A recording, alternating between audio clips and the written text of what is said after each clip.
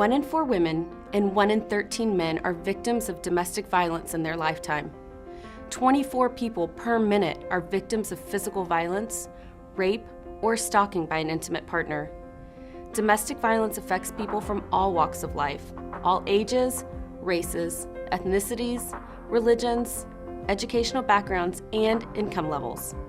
What does this mean for you as a healthcare professional? A new study shows that 3 in 4 domestic violence victims go unidentified in emergency rooms. Nearly 80% of female victims of intimate partner violence visit emergency departments for medical complaints.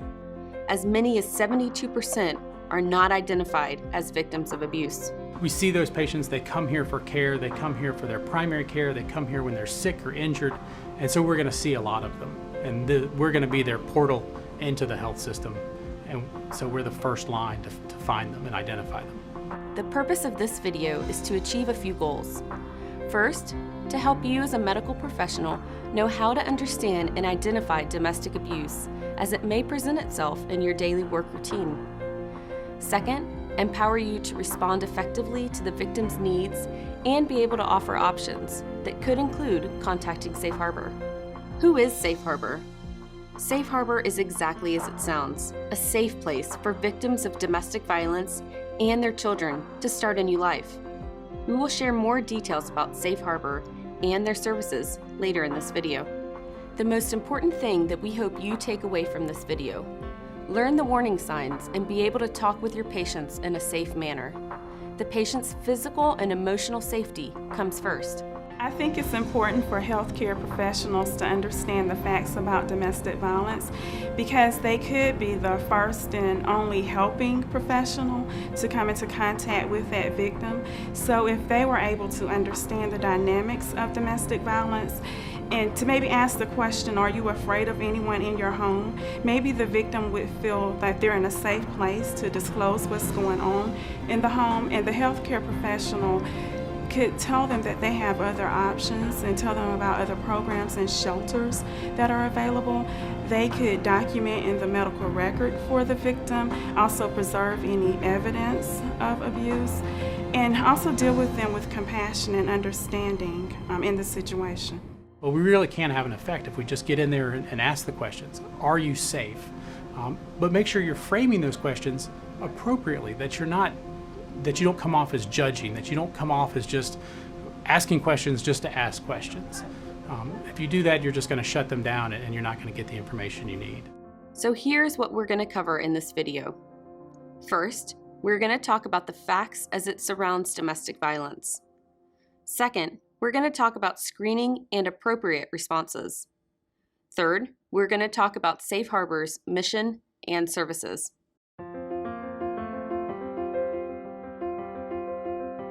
What is domestic violence? Here are 3 bullet points. First, domestic violence is a pattern of abusive behaviors that is assaultive and coercive.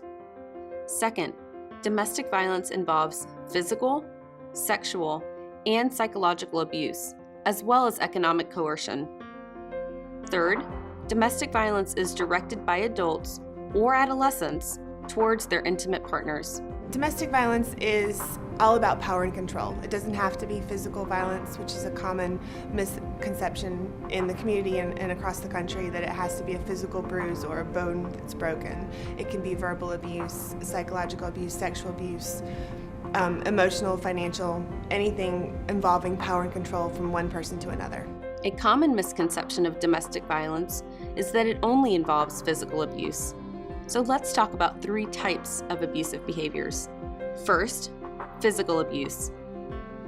Physical abuse is any type of physical contact against the victim's will. This could include, but is not limited to, hitting with an open or closed hand, restraining, blocking, strangulation, hitting with objects, grabbing, shoving, pushing, throwing, kicking, using weapons, burning, anything that harms the victim. Second, sexual abuse. Sexual abuse is any type of sexual contact that is pressured or coerced against the victim's will. Third, psychological abuse.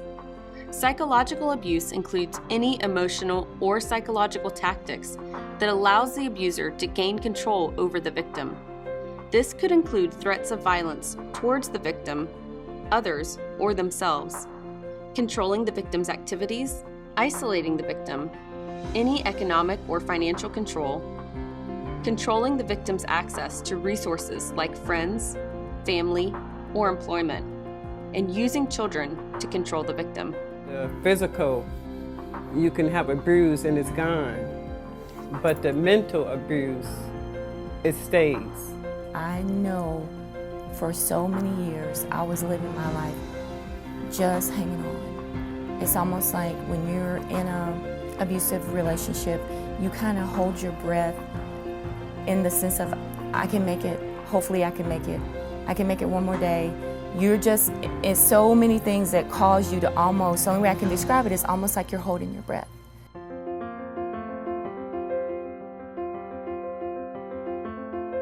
Now that we have defined domestic violence, let's look at how it can play out in a relationship by looking at the power and control wheel.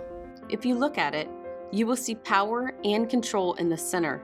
As you look around the spokes in the wheel, you will see the behaviors used by the abuser to gain control over the victim.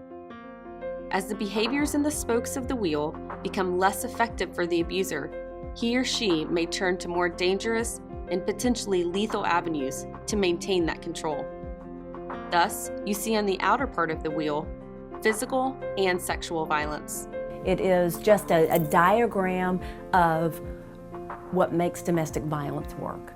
It's about power and control, and there's it's a diagram of a wheel, and at the very hub of the wheel is power and control.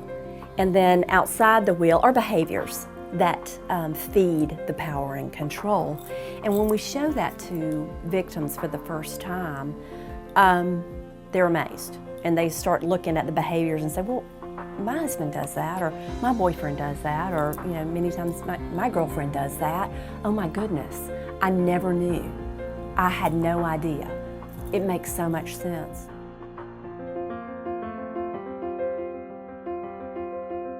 Abuse is not a one-time incident. It is a cycle that escalates as the relationship progresses. This cycle goes through 4 phases that includes tension building, the crisis or violent incident, the honeymoon or calm phase, and finally, the back to normal phase before tension builds again. It is a lot harder than packing up your bags and walking out the door. There's many reasons why victims don't leave their abusive relationships. Those reasons could include fear, not knowing how they're going to support themselves if their partner is the primary breadwinner, if they've been a stay-at-home parent and they've never had to work. They don't know who's going to care for their children. They don't know how to even go about finding a job or living on their own because they've been with this person for so many years. I grew up thinking if I can just do this, if I could just change, if I could be good, if I can be better, if I can be more understanding. So it was kind of the same thing. I thought if I could make him happy, then everything would be okay.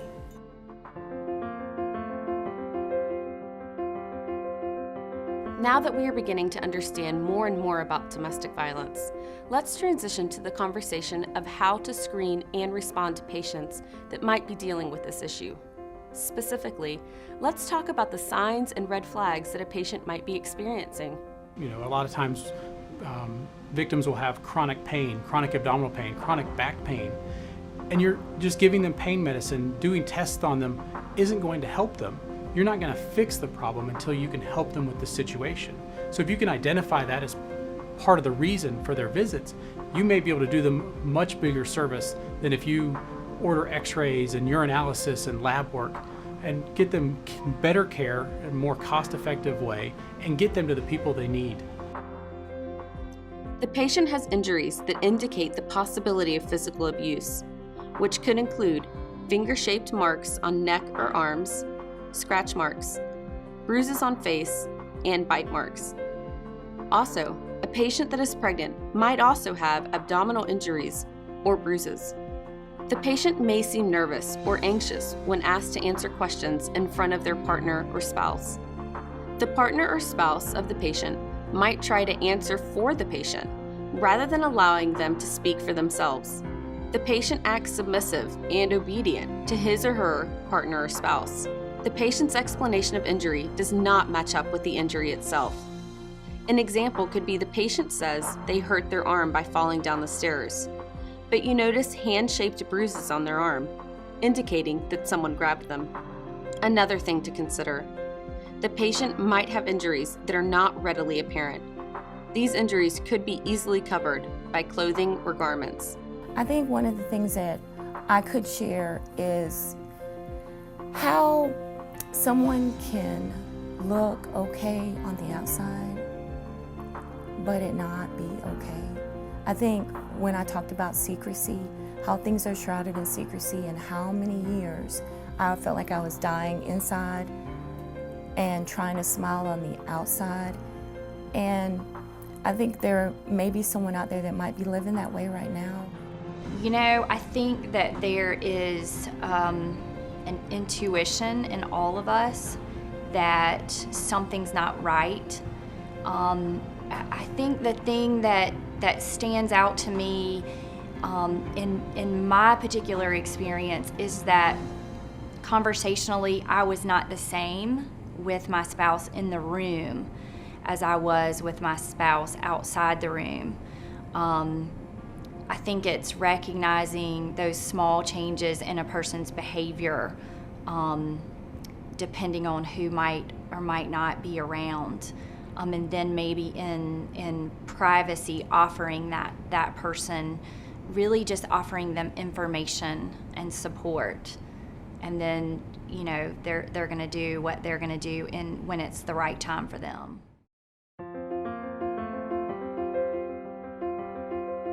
The first part of this video has been focused on educating you, the healthcare professional, about domestic violence. Now, we want to focus on how you can be a part of the solution.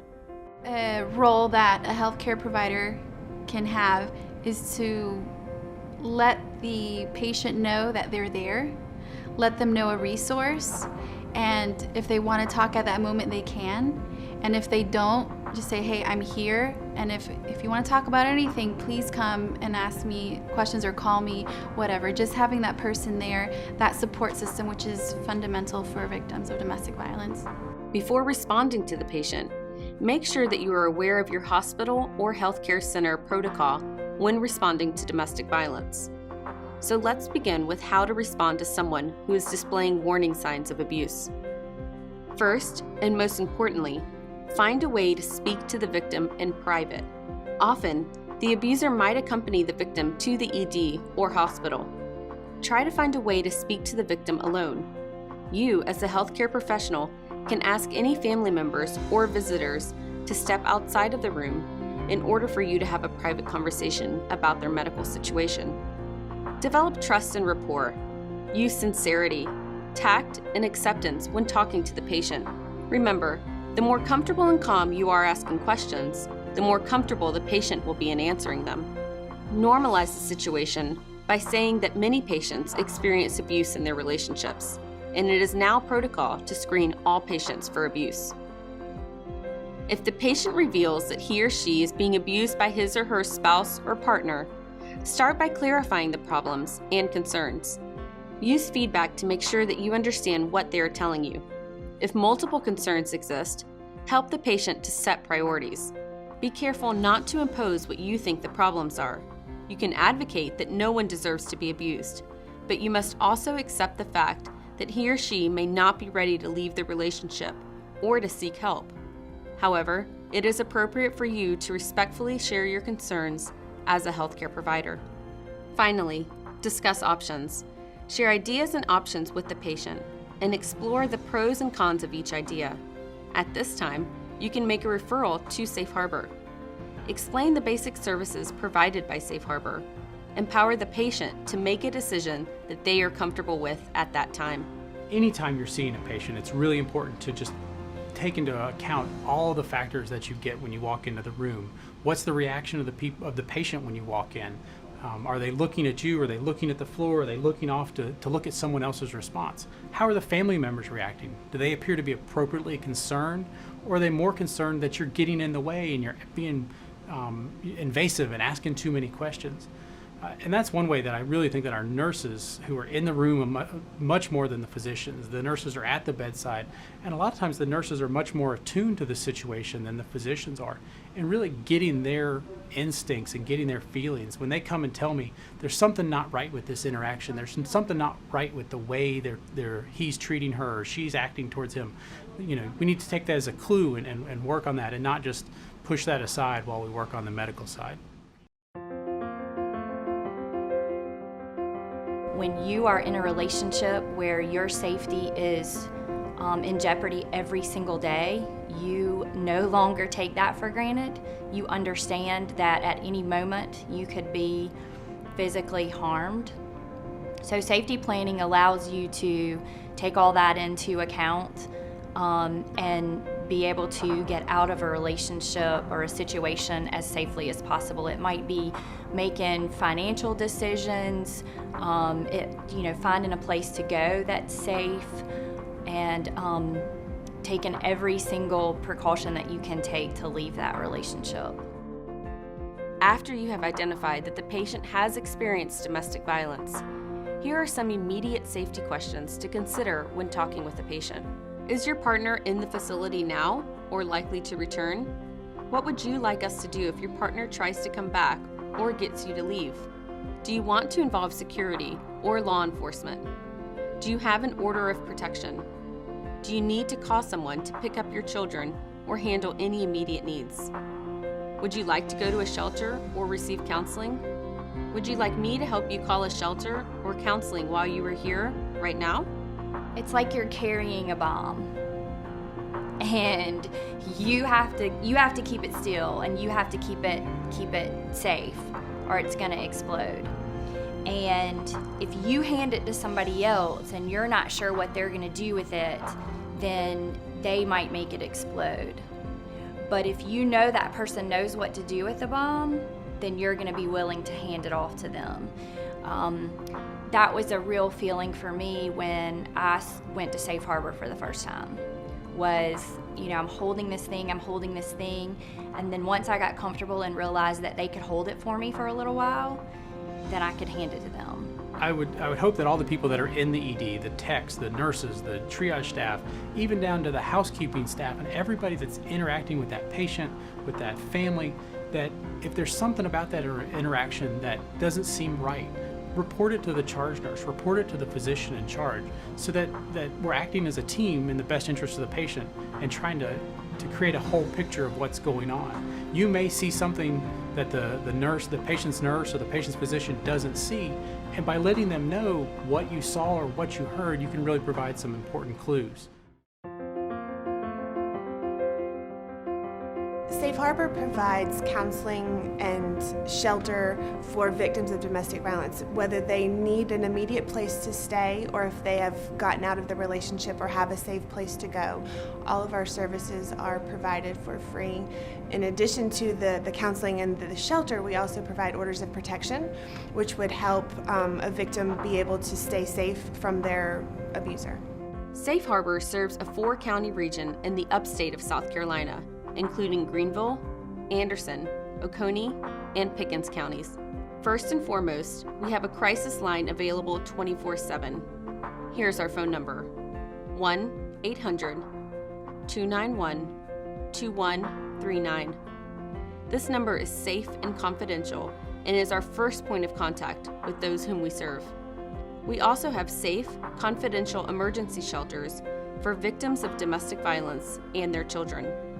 You do not have to be a resident of a Safe Harbor shelter to receive service. We offer free and confidential counseling and case management for both shelter residents and non-residents.